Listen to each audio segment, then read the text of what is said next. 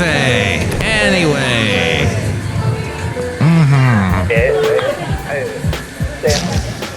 Mike's Daily Podcast. Is it hot enough for you? Wow, 2633 is this episode 2633 in the show called Mike's Daily Podcast. Yes, it's rather hot. We're deciding to try and stay inside, but we'd like to go outside and maybe go for a ride down to the beach.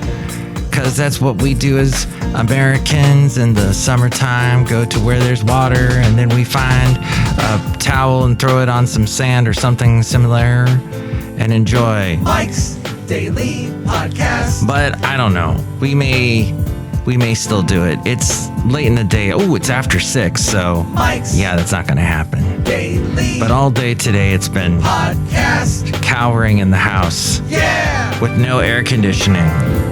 But the house does have a downstairs area that's slightly underground, so it stays kind of cool in that area.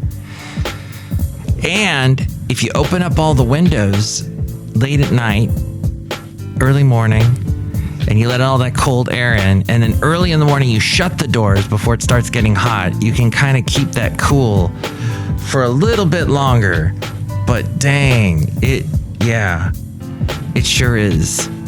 Sure is hot. So instead of talking about the hot weather like everybody else, why don't we talk about what it is today?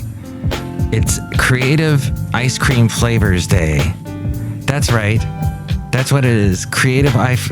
So whatever those ice cream, I guess the only one I can think of is the Bill and Jerry, Tom and Jerry, Bob and the ice cream people that love Jerry Garcia and Dave Matthews. Those guys, they have some creative ones. I guess 31 Flavors tries to, because they swap out all their different flavors. But have you noticed how expensive that is lately? It's also National Play Outside Day. Maybe not the best idea. And here's today's podcast picture. And apparently today is big with the United Post Office peoples. It's because it's National Postal Worker Day and National U.S. Postage Stamp Day. But here's the most important day of all today is International Reggae Day. Yes, and that's as close as I get to a Jamaican accent, because it's not good when Mike does that. As was witnessed by in the movie I Love You Man, and Paul Rudd saying how he's slapping the bass man. Look, it is Basil, the late great Basil the Boxer. And he would not like the heat. No, he did not. And I would try to hose him down as much as I could. That was also to keep him clean. It was a nice way to you give him a bath on a hot day. He stays cooler. Plus he's clean and doesn't get all that dog smell going on with the dog oils and everything in the fur. Yes. So getting him, just watering him down. But yeah, with a boxer, you definitely, and any of those dogs that have the less of a snoot, it's more compact in the face. They can't cool themselves off as well. So try and keep them cool. So there is, I guess the 4th of July is happening, is perhaps what you heard me mention just a little bit earlier. And I had something here about the 4th of July. And this is from the people over there at Mental Floss. Now, Mental Floss is a fantastic magazine. I think it got its start in Birmingham, Alabama. I may be completely wrong with that.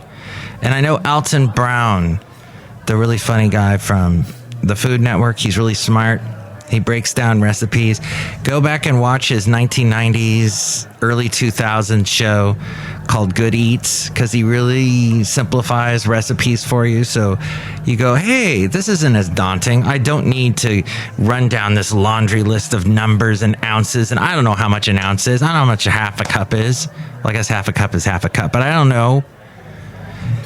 And he kind of teaches you the mechanics behind your recipes. But Mental Floss was something he was a part of. And Mental Floss has this great page. It's their July 4th section. One of them talks about how Pepsi has unveiled the Pepsi flavored ketchup for the 4th of July. That's going to be at a few ballparks around the United States. I think it's just on the 4th of July. They also have a thing about 10 things you didn't know, probably, about the 4th of July. One of them being the first 4th of July celebrations weren't much different from today's. After years of pent-up frustration, the colonies let loose upon hearing the words of the Declaration of Independence in 1776. Military personnel and civilians in the Bowling Green section of Manhattan tore down a statue of King George III and melted it into bullets. Philadelphia patriots used the king's coat of arms as kindling for a bonfire, and in Savannah, the citizens burned the king in effigy and held a mock funeral for their royal foe. Oh, the podcast picture, by the way. Yes, I know, delayed reaction, but the podcast picture is of today. I was down in the, what's that called? The Jack London Square area of Oakland, and it was starting to get hot already then this morning. And I got that nice little picture. And in the background, you'll see the Pasta Pelican, which has lost a good deal of their sign. So now it just says Sta Pelican. It could be Rasta Pelican. That'd be perfect and apropos today. Yes, and there's a lot of, as we go outside a cafe anyway, where we bring you Mike's Daily Podcast somewhere in Podcastro Valley, the last place on earth. Anyway, a lot of businesses have closed in Jack London, but I'm surprised about a lot of the businesses that have hung on. Forge is still there, Plank. There's the Scott Seafood, the other seafood restaurant that are on the water. They're still hanging in there. The ferry still shows up, and the ferry boat picks up people and takes them over to San Francisco. A lot of people were waiting for that today.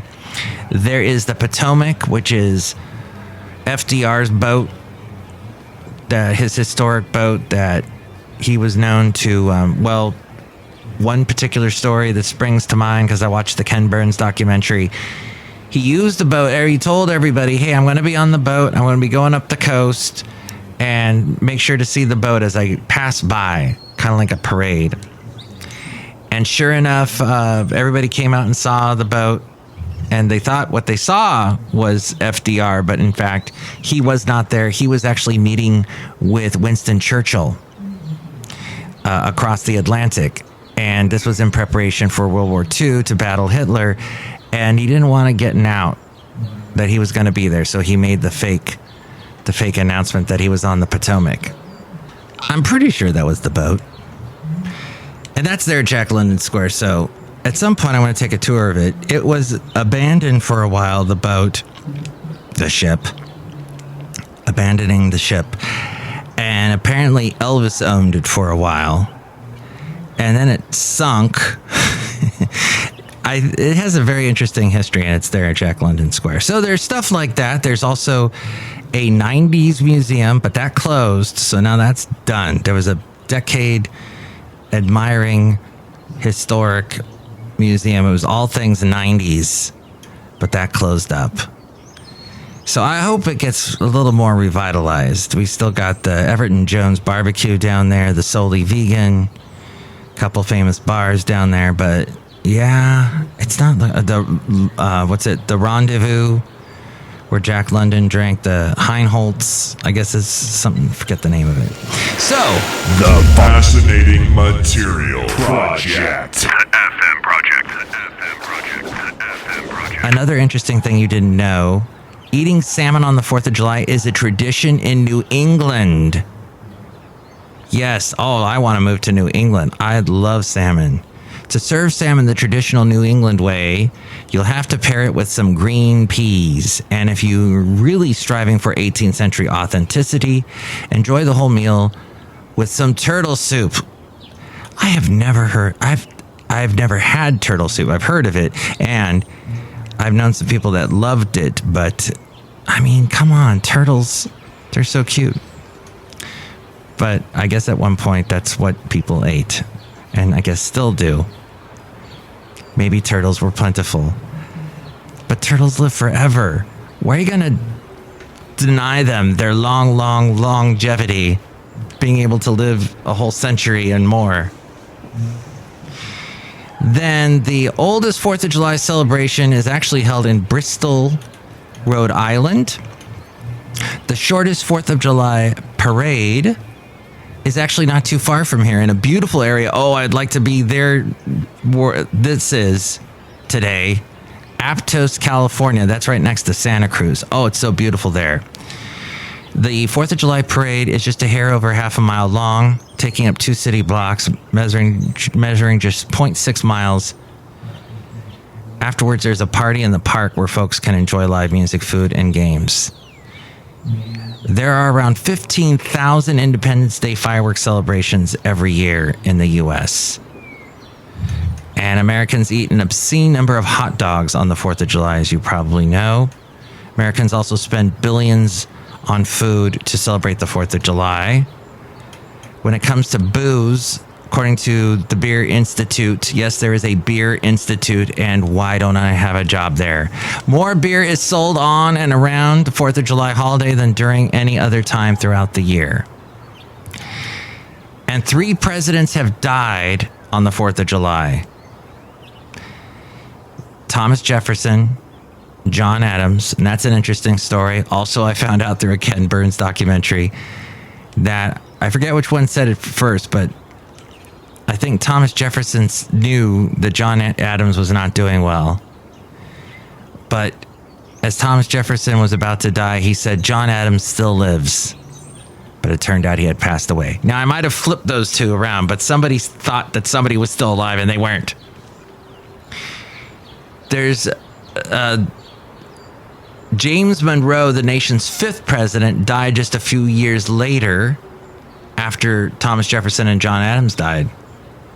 Wow. Also on July 4th. Dang.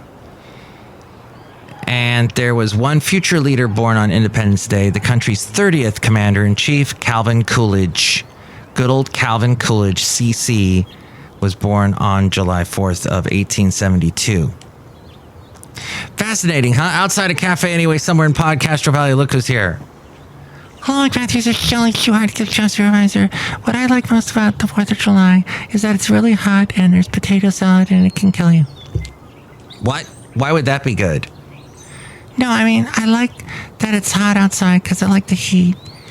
And I like potato salad, Mike Matthews. Yeah, but you don't like it when it can turn.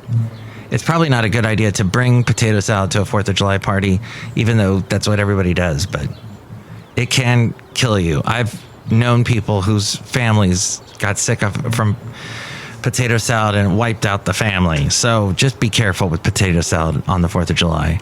That's what I was trying to say, Mike Matthews. Why do you put words in my mouth, Mike Matthews? I don't know.